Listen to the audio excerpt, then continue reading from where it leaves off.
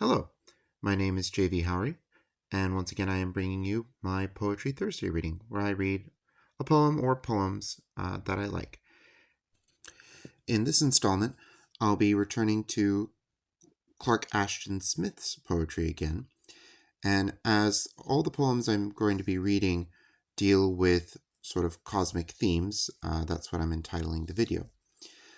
Now, they kind of deal with the idea of life on other worlds, of different astral phenomenon, but also of even the smaller phenomena of the cosmos, like motes of light.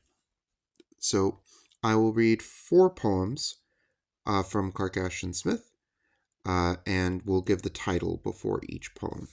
And all of these poems are being taken from the collection of Clark Ashton Smith's poetry, The Last Oblivion, the best fantastic poems of Clark Ashton Smith, as edited by St. Joshi and David E. Schultz.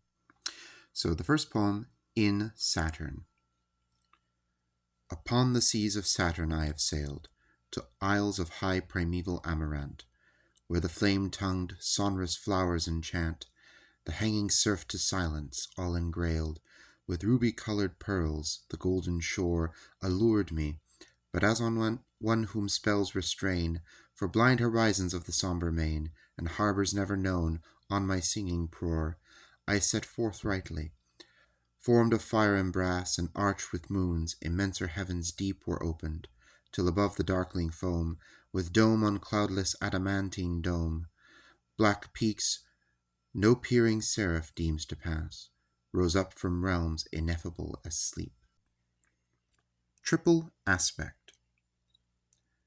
Lo, for earth's manifest monotony of ordered aspect unto sun and star, and single moon, I turn to years afar, and ampler worlds ensphered in memory.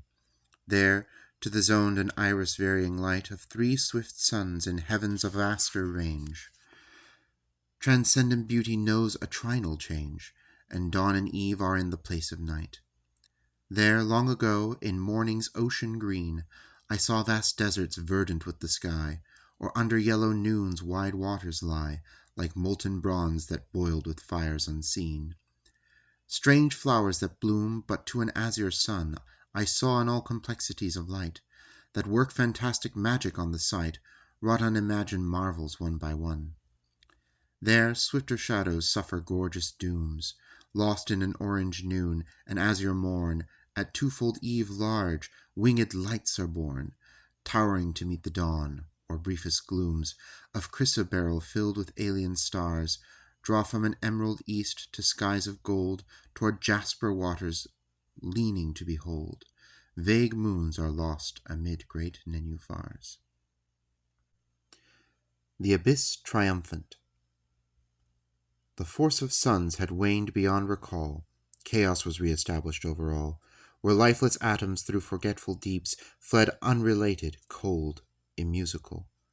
Above the tumult heaven alone endured. Long since the bursting walls of hell had poured, demon and damned to peace erstwhile denied, within the abyss God's might had not immured. He could but thwart it with creative mace. And now it rose about the heavenly base, mordant at pillars rotten through and through, of matter's last, most firm abiding place. Bastion and minaret began to nod, till all the pile, unmindful of his rod, dissolved in thunder, and the void abyss caught like a quicksand at the feet of God. The Motes. I saw a universe today, through a disclosing bar of light. The motes were whirled in gleaming flight that briefly dawned and sank away. Each had its swift and tiny noon. In orbit streams I marked them flit, successively revealed and lit. The sunlight paled and shifted soon.